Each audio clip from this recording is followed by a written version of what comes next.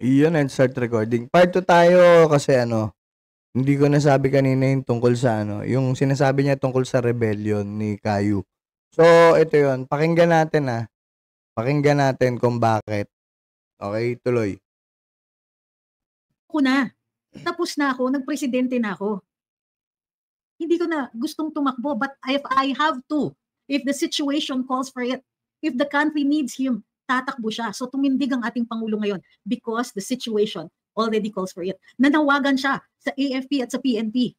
Gawin ang kanilang mandato. Protect, uphold the Constitution. Nanawagan siya.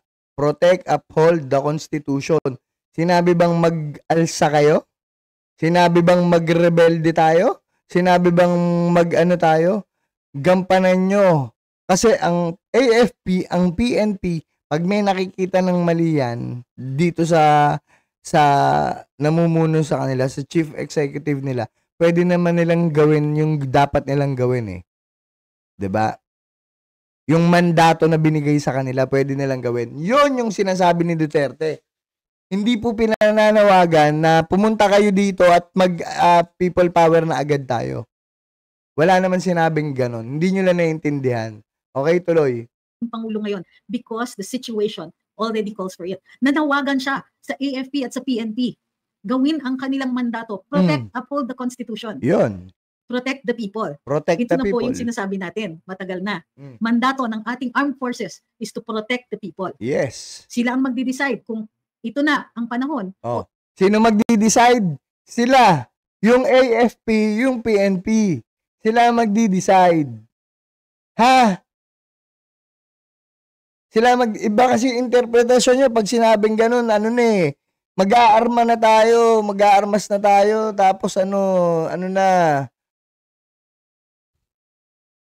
'Di ba? Pag wala alam sa politika, shut up na. Tuloy. Ito ang sitwasyon na kailangan nilang mag-exercise ng kanilang discretion. Okay? Kasi yun ang nasa saligang batas. At ito po ang sinasabi ng ating Pangulo.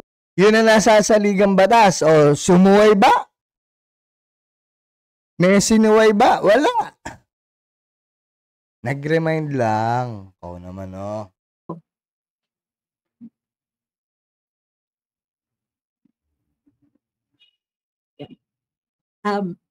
Very moving yung sinabi niya. Ano yung next? Nagsabi na siya, ito na po. Pero binibigyan niya ng chance, nandun sa speech niya, magbago ka. Kumbaga sabi niya, pag hindi ito naagapan, ang ending nito ay mauulit ang 1986. Winarningan uli. Pinagbibigyan pa rin. Mabait pa rin si PRRD. 2 beses kasi binanggit ng Pangulo yun eh. 2 beses niyang binanggit na mauulit yung panahon. Matutulad siya dun sa panahon nung pinalayas sila. Posible ba yun? Posible rin yun. Nangyari sa panahon ni Cory Marcos Cory Pwede rin uli mangyari yun. Posible yun. Oh. Yung kudeta na ginawa ni Gringo Honasan, coup attempt, sabla yun eh. Dito maraming tao. Akala nyo mga taga Davao lang yung yung supporter ni Duterte ngayon?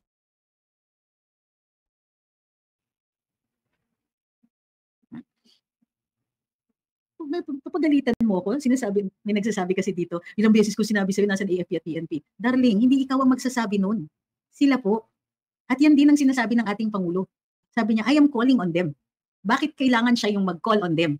Kasi inangat niya ang estado ng AFP at ng PNP nung panahon niya. Pwede siyang manawagan. Tayo? Okay, we join. Ito sinasabi ni Nino Barsaga dyan. Kung kaya daw gawin ni PRRD yun, kaya din gawin ni Bongbong Marcos yun. Ba't hindi niya ginawa? Bakit kailangan umabot pa sa ganito? Kinall out niya na gampanan nyo yung trabaho nyo pag nakita nyo may mali na. Yun yung sinabi. 'Di ba? Gampanan nyo yung mandato na nasa saligang batas. So, nasa legal pa rin ang panawagan ni Duterte. Kinanam. Call. Pero ang mangunguna talaga siya. Kasi ang opinion natin will just be taken along with the opinion of everybody else. But they will still exercise their discretion. Yun! Sabi ni Sounds pa, Malacanang daw is on high security alert status. Maybe. Emotions are running high. The speech, well, we'll see what Malacanang is going to interpret of this speech. Pero para sa akin, it's very clear. Maliwanag, nag-focus ang dating Pangulo sa ating saligang batas. Nag-focus siya doon sa attempts na baguhin ito dahil may impormasyon nga na ang purpose ng pagbabagong ito ay hindi yung economic provisions, kung hindi ang perpetuation of power ng isang pamilya.